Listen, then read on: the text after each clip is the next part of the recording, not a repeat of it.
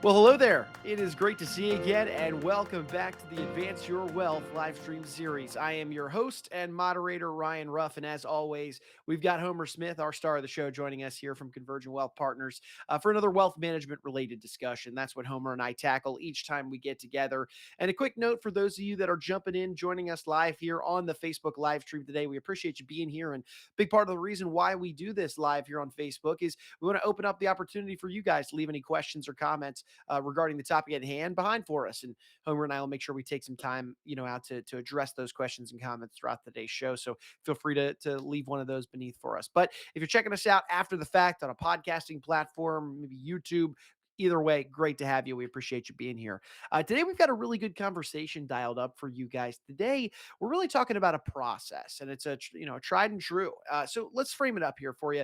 When it comes to managing wealth, it's pretty rare for somebody to just stumble into success, right? Typically, the most successful individuals and families, they're employing a true wealth management process that's designed to kind of anticipate the different challenges that they're bound to face along that road to true success. So we're going to be diving into what this process looks like and just how Homer and his team at Convergent Wealth are working with their clients to implement this process so that they can achieve that level of success on purpose, just as they had designed to do so. So that being said, let's go ahead and bring Homer in and get today's conversation rolling. Homer, it's good to see you this morning. How you doing? I'm well, Ryan. Good to see you. Yeah, good to be with you. Homer, we are really driving home this idea of this tried and true process today. Let's start at the high level here. We're talking about the importance of using that right process to guide wealth management decisions. Why do investors need to focus their attention towards the idea of a process and maybe not just one-off solutions here and there? I think the important place to start is really thinking about the world today. With everything going on politically, economically, socially, there's so much noise. There's so much confusion out there, and it's hard to get clarity on what's most important. And so the benefit of having the right process in place that really helps you get extremely clear on what you're looking to accomplish. What are all the hurdles and challenges that might get in the way of you reaching those goals, and then helping you really have a clear plan and develop a plan that can help you address those challenges and those hurdles, and ultimately give you a better chance of achieving your goals. That's really critical in helping you do that, again, with everything going on out there today. And reality is, look, whether it's in life, in business, and investing, things typically don't, success doesn't typically happen, by accident. It's typically a purpose, a plan that had been put in place, and milestones achieved along the way, and really that clarity of purpose and clarity of what you're looking to accomplish is really what allows you to get there. Roger that, Homer. And there are a lot of very successful businesses, individuals out there, and I'm sure they all utilize different processes to help achieve that level of success that they got to and are still at. But Homer, do you find that there might be a particular approach or a process that you guys utilize over at Convergent and would recommend for clients?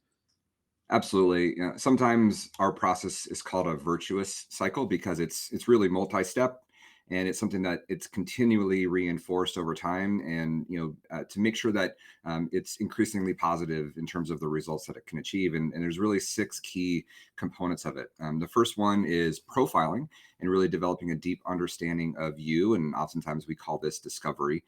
The next one is engaging in a network of professional experts, and really making sure that you have the right team in place that's going to be able to look at all of the potential solutions that are right for you.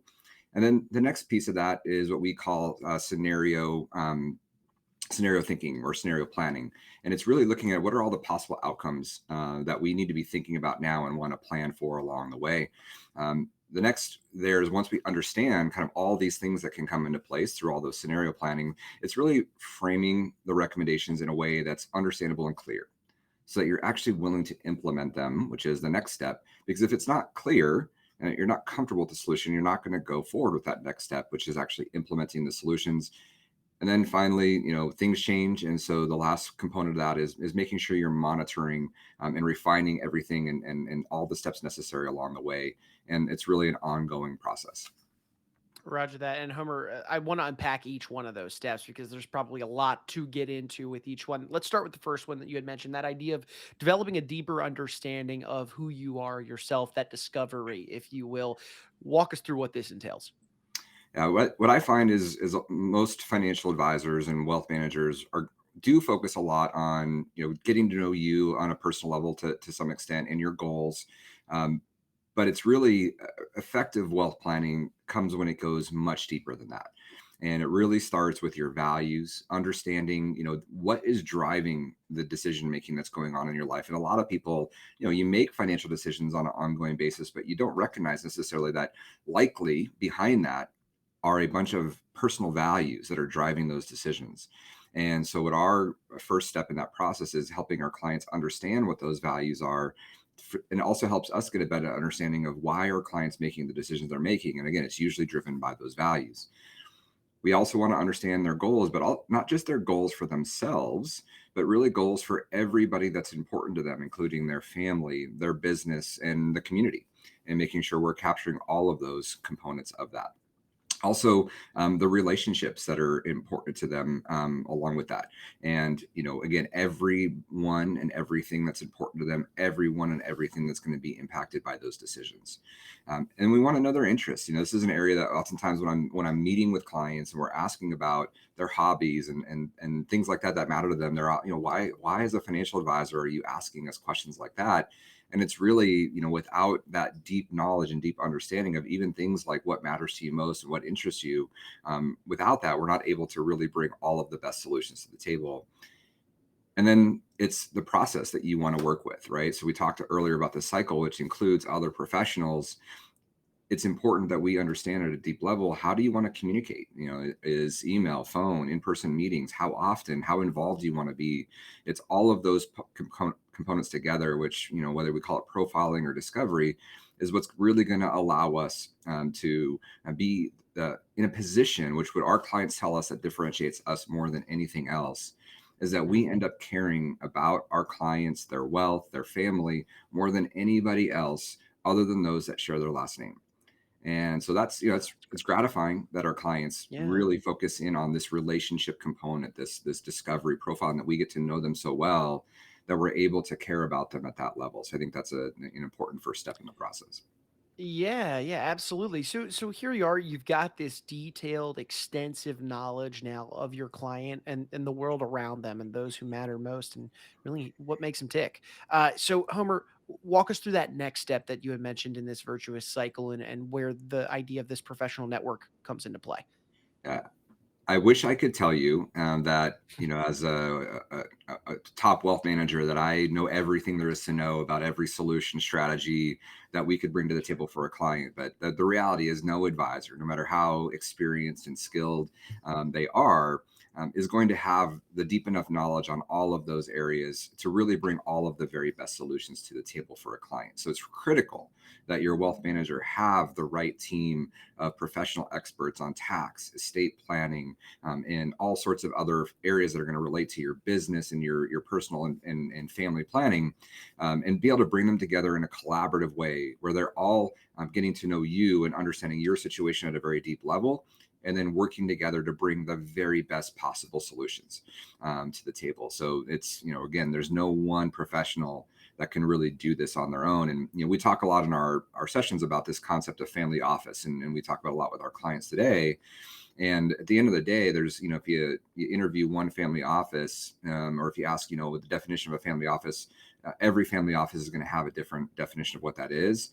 And for us, really, what we're trying to do for our clients is really, at the end of the day, we're just a coordinator of experts, because we know that we really need that team to deliver the best results for the clients. Roger that, Homer. And you had mentioned earlier that the third step in this virtuous cycle was this idea of scenario thinking. Walk us through what you mean by scenario thinking and how that plays a role in achieving success overall.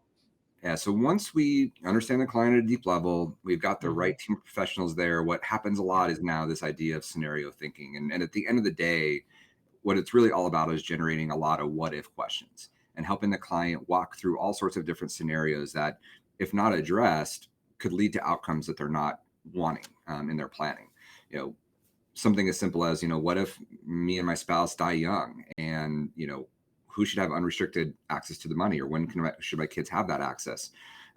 What if after I pass, I have a concern that, my kids are going to start World War III with the family wealth? Um, what are some ways? What if I want to have my wealth managed in a way where I don't pay tax on any of the growth, but I don't lose access to the control of the funds? What if, running a business and I have multiple divisions, and I want to sell one of those divisions off and not pay capital gains on that sale? What if you own a lot of real estate and you're worried about somebody falling on one of your properties and suing you? Are you protected for that? So, there's, obviously, depending on the client situation and what you're dealing with, there's hundreds of these what if scenarios, and it's not something you necessarily do all at once. It's something, again, this is an ongoing process that we're constantly looking at all of these areas. But there are a certain set of these that we typically deal with for almost every client. And it's important that we go through that process and really looking at what are all the scenarios that could have a severe impact on your ability to achieve your goals. Gotcha. So it sounds to me like once you've got multiple ideas on those key issues that are facing you and the world around you, Homer, how do you hone in maybe on a path that seems most fit for the client? Where does that zooming in really happen? Yeah, the next step in this really is helping clients understand the recommendations based on all of the Hmm. scenario planning that we've done. And what I see is one of the biggest challenges, a lot of our clients, your lives are very complex, and there's a lot going on, whether it's within your business, whether it's within the family planning. And oftentimes the solutions can be very complex. Not all the time. Sometimes there's simple ways to solve for some of the challenges and roadblocks, but oftentimes it can get pretty complex. And what I find is, if the way that we explain it to you is very complex, and we don't allow you to really understand it in a way that's easy to fully grasp the value of that strategy, it makes it difficult to implement it. And so it's really critical. And one of the things that I think I do really well, and what I'm known for is, this, with all of, I mentioned earlier, with all the things going on out there politically, economically, socially, we've got all this noise and confusion. One of the things I do well and focus on is help our clients quiet all that noise. Really get clarity of their purpose and really help them navigate all these complex solutions that they're dealing with, and helping explain them in a way that is understandable so that they can take that next step, which is implementing them. Because at the end of the day, all these really smart Hmm. experts that are bringing all these great tax planning, estate planning solutions to the table, if clients aren't able to grasp them in a way that they're comfortable with, they're not going to implement them, which means they're then not going to solve for these challenges, get these roadblocks out of the way, and ultimately achieve the goals they're trying to get to. Sure thing, sure thing. Well, Homer, and around this whole cycle out, you had mentioned earlier this idea of monitoring and refining as time goes on. Walk us through what that looks like from the client's shoes as well as your shoes as you're working with them to achieve, all that they hope to achieve with this virtuous cycle. I mean, there's 6 steps for a reason. They're all really important, and as you get to each step, that step becomes the most important. And again, this is one that we often see missed when we get introduced to clients for the first time. Is they may actually have had this fantastic plan put in place with all of the right strategies based on what they were dealing with at the time, but the reality is, life changes, right? Tax laws change, estate tax laws change, family dynamics change, innovations and new technologies come along that might require a need to reevaluate the way that you have your plan set up. And maybe some adjustments need to be made to make sure you're still on track to get the results that you were expecting when you set the plan up in the first place. So the reality is, when we're doing complex wealth planning for our clients, this is not something you just put on the shelf and just kind of hope all works out. It's something that needs to be addressed on an ongoing basis, and make sure that you bring back in the team and redo the scenario planning and redo all of the recommendations on a regular basis to make sure that the plan you have in place is still the plan that's going to help you be on track to achieve your goals. All right. Well, Homer, we've laid the cycle out there for our audience today, and I'm sure it's resonating with a handful of people out there that are watching this and listening to this right now. But let's bottom line, this whole thing for everybody, especially in the idea of helping them determine whether or not a financial advisor or wealth manager, maybe the current individual that they have, that they're utilizing, is using this virtuous cycle approach. How can they determine whether or not that is what their guy or gal is employing? Yeah. So first, I'd say let's not focus on the name because while we might call it the virtuous cycle, Sure. not everybody's going to use the same terms, right? So what I Mhm. think what's most important is to understand, are they actually implementing the key features of it, right? So are they getting to know you on a level that's deeper than just asking about your goals and your investment portfolio? Are they really trying to get to every aspect of your business and your financial life, with a goal of helping you optimize the entire picture? And so are they going in just deeper than asking you some base questions about your goals? Are they trying to do it all themselves? Are you regularly seeing them bring in industry experts on tax planning, estate planning, and other areas of your financial life? Or are they trying to do it all themselves? Because we mentioned earlier, no one person can do all of this at the same time. And are they able to explain complex recommendations to you in a way that actually you feel comfortable with and are willing to implement? And are they reevaluating and helping you go through and stress test the plan on a regular basis? So at the end of the day, it's really, are they implementing this entire process? Not so much what they call it is really what's important. Okay, gotcha there, Homer. And for anybody out there that is interested in this process and maybe going through step one with you and your team, that discovery, that getting to know each other and themselves, on that granular level, and they want to reach out to you guys to start that dialogue, what would be the best way they could get in touch with you and your team? Yeah. So what I'd say is right now we're going through a lot of transitions economically in the markets, and whenever you might be watching this, we're always going through all sorts of transitions like that. And so I think what would be important is to make sure that you are evaluating and stress testing what you have going on. And so what I would love to do if you're interested in making sure your plan is up to date and that you have the right team in place to help make sure you're on track for your goals, reach out to us. And the best way is through our website, and or you can email me directly. We'd love to have a chance to set up a strategy call and just get to know each other a little bit and see if there might be a fit. So that's, I would say, would be the best next step from this. Fantastic. Well, Humber, you're a busy guy. You've got a company to run, some clients to serve. So we'll let you get back to doing that. But I appreciate you carving some time out of your day and being with us to dive into this idea of the virtuous cycle and really why these 6 steps are so important for achieving that success that everybody, aspires to get to.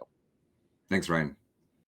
All right. Thank you, Homer. And hey, look, as always, we're going to take one final moment and thank you guys, our audience, for jumping aboard and being with us here on the discussion today. As always, if you took anything away from it, you benefited from the conversation in any way, shape, or form, do us a favor, leave a comment, subscribe to the show on whichever platform you're checking us out on, and then, of course, share this information with any friends, family, business owners, anybody else that you think would really benefit from these types of conversations. We've got a lot of great topics queued up for you guys, and we want to have you we want to make sure that you're with us on each one moving forward so that way you can maximize the value that we bring to you on this show. So for Homer, I'm Ryan. We're going to go ahead and say so long today, but we appreciate you being with us on today's installment of Advance Your Wealth.